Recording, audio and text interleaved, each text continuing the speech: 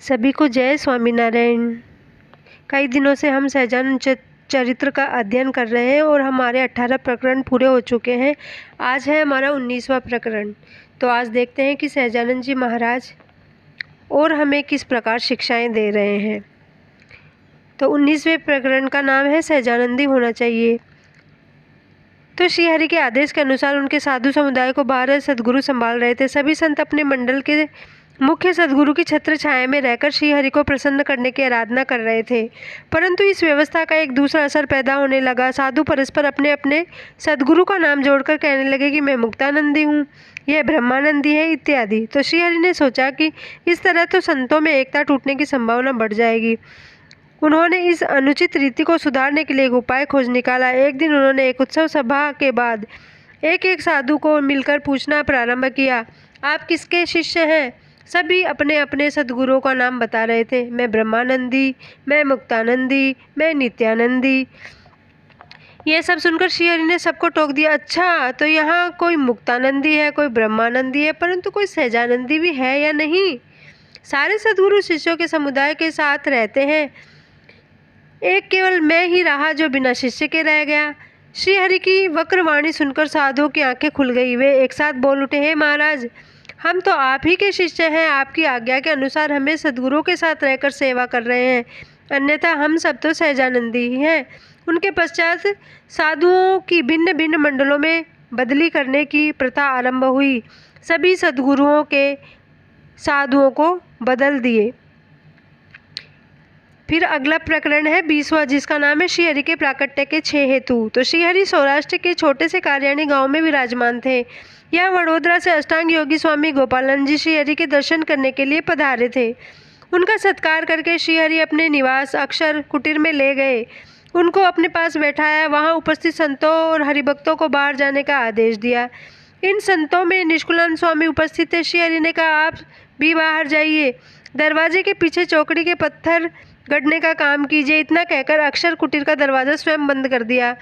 अब निष्कुलानंद स्वामी को जिज्ञासा हुई कि ऐसी कौन सी बात है कि श्री हरि एकांत में गोपालानंद स्वामी से बताने जा रहे हैं। उन्होंने द्वार की दरार में जाकर देखा तो श्री हरि अपने इस सिद्ध संत को पृथ्वी पर अपने प्राकट्य के 6 हेतु समझा रहे थे, जो इस प्रकार थे। पहला प्राकट्य का हेतु था अपनी सर्वोपरि उपासना तथा सर्वोपरि ज्ञान का संसार में प्रसार करना।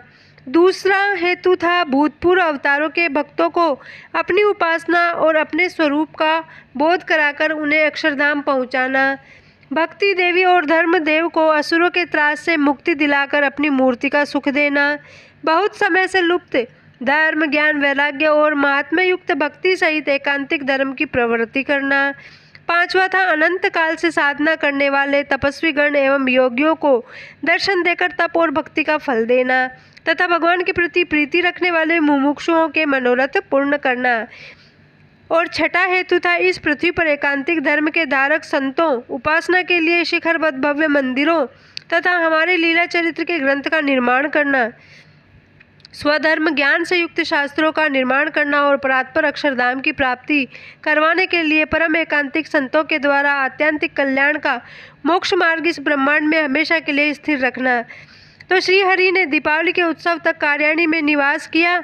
दिवाली की रात को वे सभा में उपस्थित हुए और भक्तों ने सभी उनकी चारों ओर से दीपमाला जगमगाई। उसी समय दीव बंदर से एक भाविक महिला हरिभक्त प्रेमाबाई श्री हरि के लिए विभिन्न प्रकार के मूल्यवान वस्त्र, अलंकार, छत्र, चामर, पादुकाएं लेकर अर्पण करने के लिए आ पहुंची। उनका भक्तिभाव देखकर श्री हरि ने स्वयं उनके सामने जाकर सभी पदार्थ ग्रहण किए, परंतु उनका तो सहज स्वभाव ही था कि वे अच्छे पदार्थों का परिग्रहण नहीं करते थे। उन्होंने उसी पल उपयोग करके सभी मूल्यवान पदार्थ पंडित दीनानाथ भट्ट को कृष्णार्पण कर दिए। उस समय ईर्ष्या करने वालों के लिए श्री हरि ने निर्माणी भाव से रहकर ईर्ष्या और मत्सर मिटाकर भक्ति करने का उपदेश दिया। फिर इसके बाद आता है लोया में शाकोत्सव। तो श्री हरि कार्तिक मास में नागड़का तथा लोया पधारे। यहाँ के प्राय संध्या पटेल तथा सुराखाचर के दरबार भुवन में निवास करते थे। सूरा भक्त के दरबार मुक्त के चौक में श्री हरि संतों के साथ नीम वृक्ष के नीचे उपदेश देते रहते थे कि यहाँ उन्होंने 2 महीने तक निवास किया। उस समय उन्होंने गांव-गांव से संतों को यहाँ बुला लिया था।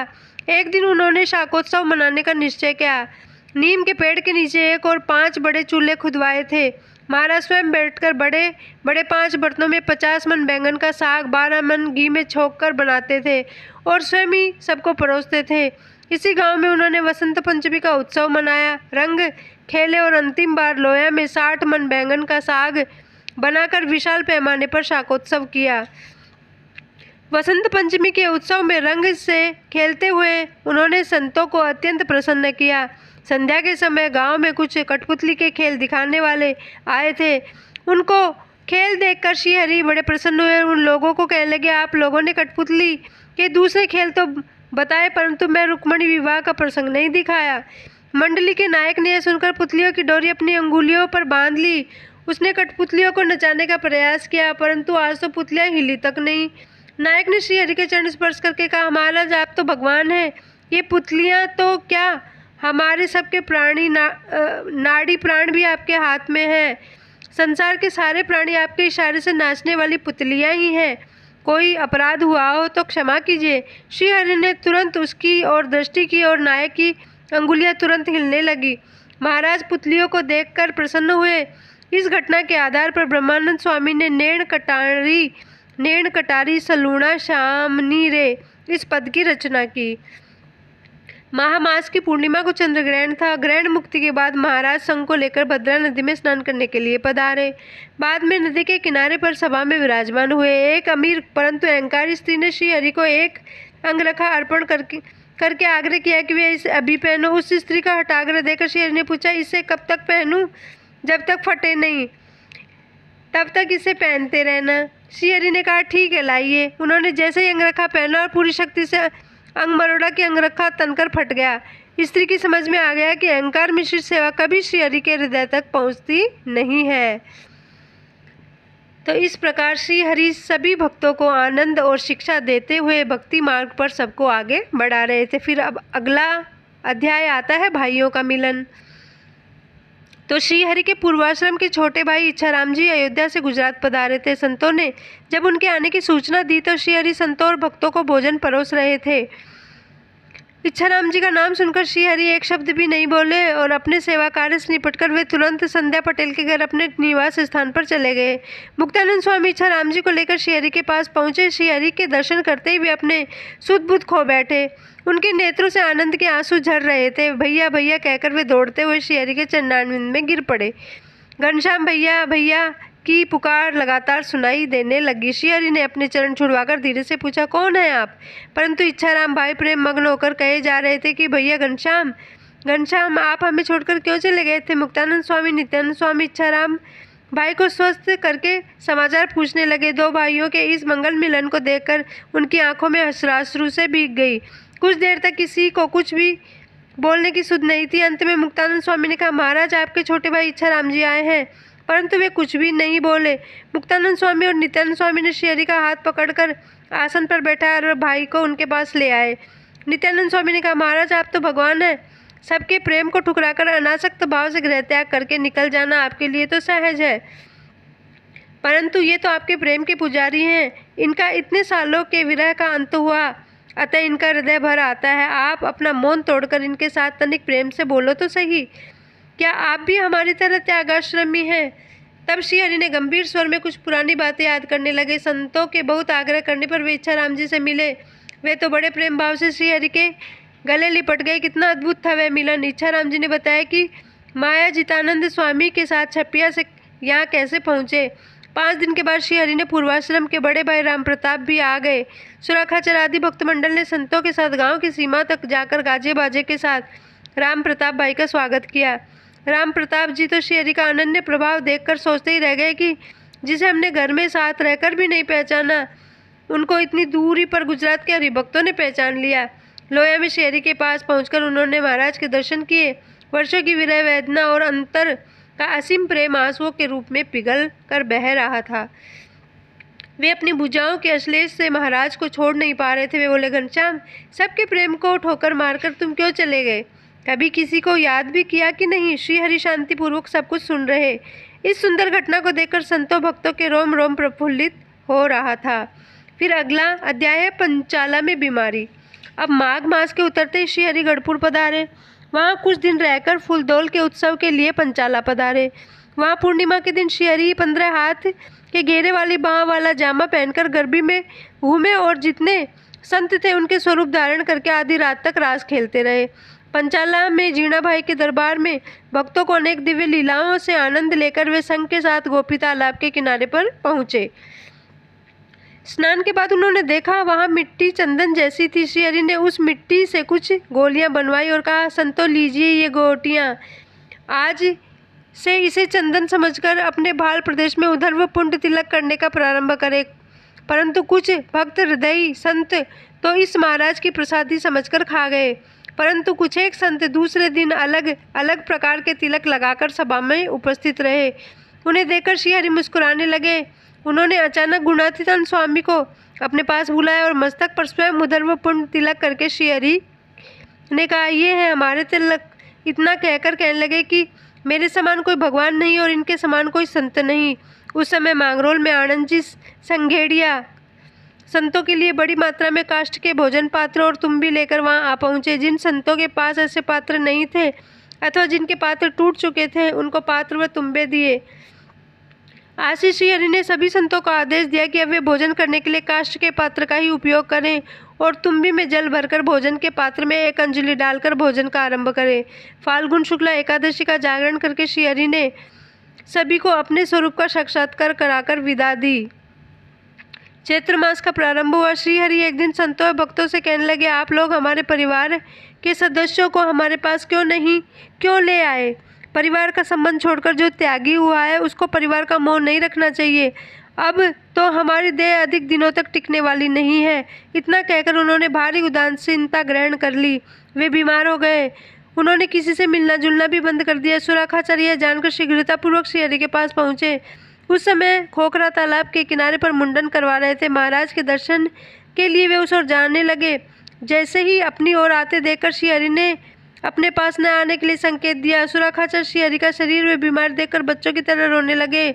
उनकी प्रेम भक्ति देखकर श्रीहरि द्रवित हो गए और उनकी आंखों से भी अश्रुधारा बहने लगी।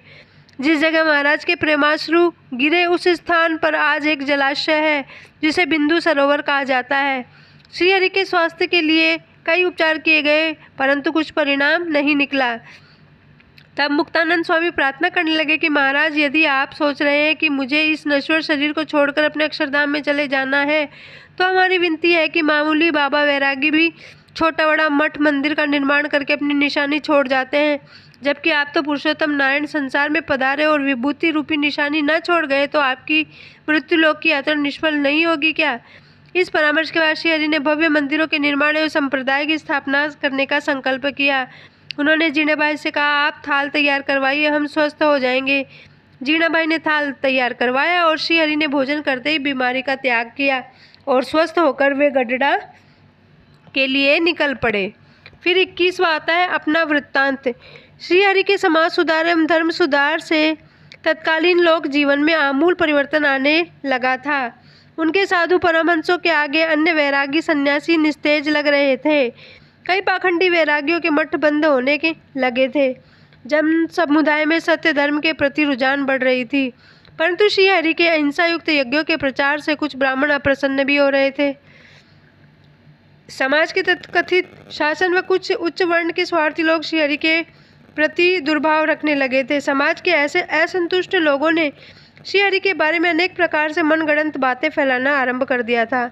महाराज की लोकोत्तर महत्ता को सहन नहीं कर पाने के कारण अनेक ब्राह्मणों और वैरागियों ने केवल विरोध के लिए ही ऐसा प्रचार आरंभ किया था कि स्वामीनारायण भगवान नहीं है, वे जादूगर हैं, उन्होंने बाबरा नामक भूत को वश में किया है, इसलिए बोले वाले लोग उनके पीछे घूमते हैं। वे ब्राह्मण परिवार से नहीं है, अतः उनको यज्ञ आदि करने का कोई अधिकार नहीं है।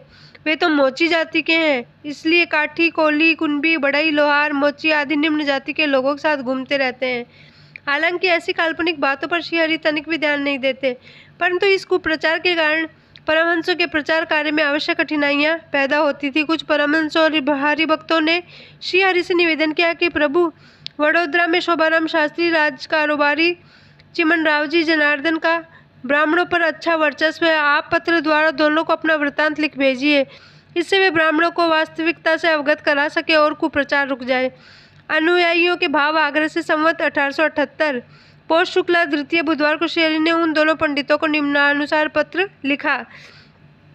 गढ़पुर से स्वामी सहजानंद जी का जय स्वामीनारायण पढ़िएगा। परमहंसों द्वारा भेजा गया आपका पत्र मिला। समाचार ज्ञात हुए। आपने लिखा कि आपके सत्संग की निष्ठा हमारे हृदय में दृढ़ हुई है, परंतु आपके सम्मान दक्षिणी लोगों में हमारी जाति और संप्रदाय के विषय में अनेक प्रश्न अनुत्तरित रहे हैं। इसी कारण कई लोगों के हृदय शंकाओं से आशंकित है। ऐसे संशयों की निवृत्ति के लिए हम अपनी जन्मभूमि, जाति और संप्रदाय के विषय में सत्य हकीकतें इस पत्र के द्वारा प्रकाशित कर रहे हैं। उत्तर भारत में अयोध्या का प्रदेश सरवार प्रदेश कहलाता है। वहाँ मनोरमा नदी के किनारे पर मुखोटा तीर्थ के उत्तर की ओर करीब 1 मील की दूरी पर छपिया नाम का एक गांव है। वह हमारी जन्मभूमि है। छपिया गांव हमारे मामा की जमींदारी का गांव है। उसमें हरिप्रसाद पांडे नाम का सरवरिया सामवेदी ब्राह्मण के घर हमारा जन्म हुआ है। उनका सावत्र गोत्र है। कोथुमी उनकी शाखा है। भार्गव, वैतहव्य और सावेतस नामक उनके 3 प्रवर हैं। हम उनकी ही संतान हैं। हमारे पितामह को सिरनेत्र राजा ने इटार गांव उपहार के रूप में दिया था, इसलिए वे इटार के पांडे कहे जाते हैं। बाल्यावस्था से ही माता पिता के देहोत्सर्ग के बाद हम भारत भर में तीर्थ यात्रा करने के लिए निकल पड़े हैं। विचरण करते हुए हम द्रविड़ प्रदेश में तोत्रादि नामक तीर्थ स्थान पर पहुँचे। वहाँ के जियर स्वामी नाम के त्रिदंडी सन्यासी से हमारी भेंट हुई थी। उनके शिष्य होकर हम चक्रांकित हुए। वहाँ से निकलकर हम गुजरात में गिरनार पर जा पहुँचे। वहाँ रामानंद स्वामी से मिलन हुआ। उन्होंने हमें नरनारायण देव की उपासना बताई तथा हमें परमहंस की दीक्षा दी। आत्मानंद स्वामी ने अपने गुरु गोपालानंद जी से उद्धव आदि गुरु संप्रदाय का जो रहस्य प्राप्त किया था, वह उन्होंने हमारे गुरु श्री रामानंद जी स्वामी को दिया और उन्होंने हमको दिया। इस प्रकार हमारा संप्रदाय उद्धव संप्रदाय कहलाया। जिस प्रकार उद्धव अपना परिवेश रखते थे और ब्रह्मचर्य आदि नियमों का पालन करते थे, उसी प्रकार हम और हमारे साधु बरतते हैं। हमारे परम गुरु उद्धव भक्ति दीक्षा युक्त परमहंस है।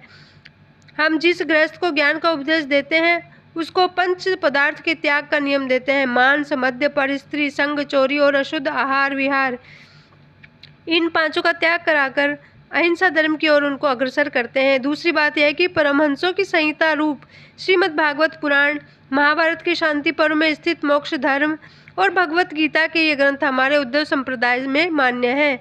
इन ग्रंथों में बताए गए आचरण का हम और हमारे साधु पालन करते हैं। इस प्रकार हमारा संप्रदाय विशुद्ध है। इस विषय में यदि न्याय दृष्टि से देखा जाए तो पता चलेगा कि हम गलत सिद्ध नहीं होंगे। यदि आप लोगों से कोई शास्त्री या पौराणिक इस विषय में पूछे तो सारी बातें स्पष्ट बता देना। उन लोगों ने यह पत्र पढ़कर सुनाना, विशेष में काशी के शास्त्री एवं जोशी झुमुक राम को हमारा जय स्वामीनारायण करना, उनको भी यह पत्र पढ़वाना। सुंगेशु किम बहुना। तो इस प्रकार भगवान स्वामीनारायण ने पत्र लिखा, जिसमें अपनी पहचान और गोत्र जाति सबके बारे में उन्हें बताया। फिर अगला है नरनारायण देव की प्रतिष्ठा। तो संवत 1876 यानी सन 1819 कार्तिक कृष्ण पक्ष में श्रीहरि वरताल से अहमदाबाद पधारे। कलेक्टर डनलप श्रीहरि के दर्शन के लिए पधारे। उन्होंने कहा, महाराज, इतने बड़े शहर में आप अपना कोई मठ या मंदिर क्यों नहीं बनवाते? आप कृपया यहाँ भी अपना स्थान बनवाइए, जिससे आपके साधुओं का सुखपूर्वक निवास हो, जहाँ आप धूमधाम से उत्सव मना सकें। अहमदाबाद में आपको जितनी भूमि चाहिए मैं आपको दे सकता हूँ। श्रीहरि ने अनेक स्थलों पर मुलाकात ली। अंततः नवावास में पाठकवाड़ी नामक जगह पसंद करके कलेक्टर से कहा, यदि यह जगह मिले तो हम मंदिर निर्माण करके हम नरनारायण देव की प्रतिष्ठा करेंगे। उस समय में 99 वर्ष के पट्टे पर भूमि देने की प्रथा थी, परंतु डनलप ने ताम्रपत्र पर लिखकर हमेशा के लिए वह भूमि श्रीहरि के चरणों में समर्पित कर दी। सबसे पहले श्रीहरि ने संत निवास के लिए एक धर्मशाला का निर्माण करवाया। तत्पश्चात आनंदानंद स्वामी को शिखरबद्ध मंदिर के निर्माण के लिए आदेश दिया। उन्होंने पत्थर में से एक शिखरीय मंदिर का निर्माण किया। मंदिर तैयार होते ही उन्होंने श्रीहरि को पत्र द्वारा सूचित किया। उन्होंने तुरंत निमंत्रण पत्रिका तैयार कराई। संवत 1878 के फाल्गुन शुक्ल तृतीया के दिन धूमधाम से वैदिक विधि के अनुसार अपने ही हाथों से नरनारायण देव की मूर्ति प्रतिष्ठा की। प्रथम आरती के बाद श्रीहरि ने कहा, आगे चलकर यहाँ 3 शिखरीय मंदिर का निर्माण करना। इस प्रकार सत्संग के इतिहास में अहमदाबाद शहर में सर्वप्रथम शिखरबद्ध मंदिर का निर्माण हुआ। नर नारायण देव की प्रतिष्ठा के बाद श्री हरि के शहर में समस्त ब्राह्मणों को भोजन कराने का संकल्प किया, लेकिन धन के अभाव में ऐसा ब्रह्मभोज संभव नहीं था। श्री हरि ने कहा, कोई सेवाभावी भक्त मिल जाए तभी यह संकल्प पूर्ण हो सकता है।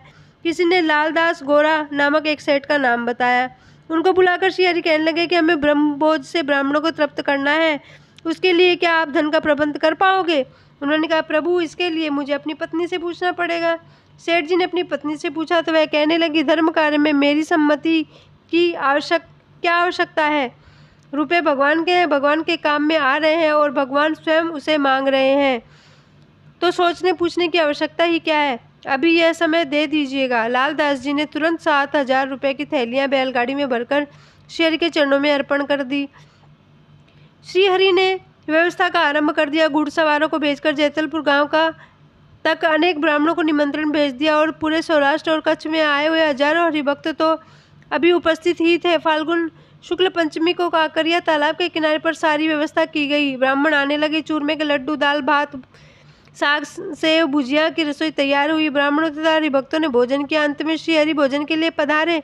तत्पश्चात सभा में हरिभक्तों ने श्री हरि का पूजन प्रारंभ किया। अपनी शक्ति के अनुसार वे भेंट अर्पण करने लगे। जब कोठारे ने यह रकम बिना गिनी तो 7,000 रुपये और 50 पैसे का हिसाब हुआ और श्री हरि मुस्कुराने लगे। फिर लादा ठक्कर ने कहा, इसमें से लालदास जी के रुपए लौटा दो, अब रह गई केवल 98। लादा ठक्कर मजाक में कहने लगे, यह तो गढ़पुर तक जाने तक खर्चा तक नहीं निकला। श्री हरि कहने लगे, जब हम आपको साथ हैं तो ऐसी चिंता क्यों करते हो? उसी दिन संध्या के समय श्री हरि अहमदाबाद से जैतलपुर आ पहुँचे और यहीं पर श्री हरि ने मानसिक उदासी ग्रहण कर ली और उनका शरीर बुखार से तपने लगा। दूसरे दिन वे थोड़ा सा भोजन करके विचरण करने के लिए निकल पड़े और फाल्गुन शुक्लाष्टमी को कोट गांव के पास गणेश धोलका नामक स्थान पर पहुंचे और मंदिर के दाहिनी ओर सूंड वाले गणपति की सूंड पर हाथ फिराया और खिरनी के पेड़ के नीचे कुछ देर तक विश्राम किया। उन्होंने अपनी सारी वृत्तियां अंतरस्थल में समेटकर उदासीनता धारण कर ली। मन में सारे संकल्प विकल्पों को विराम दे दिया। उन्होंने कहा था कि हमने इस प्रकार वृत्तियां समेट ली कि जैसे काकरिया तालाब पर गए ही नहीं थे और तथा यज्ञ, मेला, ब्रह्मभोज आदि कुछ हुआ ही नहीं था। ऐसा सांख्य ज्ञान करने पर उनकी मानसिक बीमारी का निवारण हुआ।